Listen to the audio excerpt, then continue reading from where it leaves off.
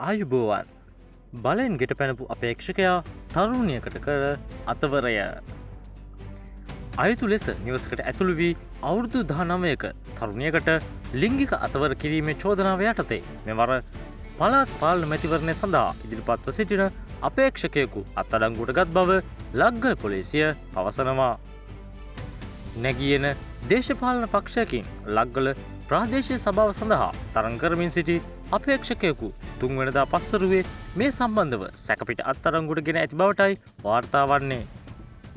මැතිවරණ ප්‍රචාරණ කටයුතු අවසන් කිරීමට හෝරා කීපයක් තිබියදී නිවෙස්වලට ගොස් ඡන්දය ඉල්ලීම සඳහා යන අවස්ථාවකදී මෙම ලිංගික අතවරය සිදුවී ඇතැයි පොලිසියට ලද පැමිණිල්ලේ සඳහන් වෙනවා. මීට අමතරව පොලිසියට ලද තොරතුරක් මත පෝස්ටර් 650ක් ළඟ තබාගෙන සිටි පළාත් පාලන මැතිවරණ සඳහා ඉදිරිපත් වන අපේක්ෂකයන් දෙදෙනෙකු පොලිස් භාරයටගෙන ඇපමතු පුදා හැරි බව ලක්ගල පොලිසිය සඳහන් කර තිබෙනවා. මේ වගේ අලුත් දේ දැනගන්න දැන්ම අපිව සබ්ස්ක්‍රයිබ් කරලා තියාගන්න කියලා මතක් කරන ගමන් තවත් පුවතකින් යලි හමු වෙනකල් ඔයාලා හැමෝටම සුබ දවසක්.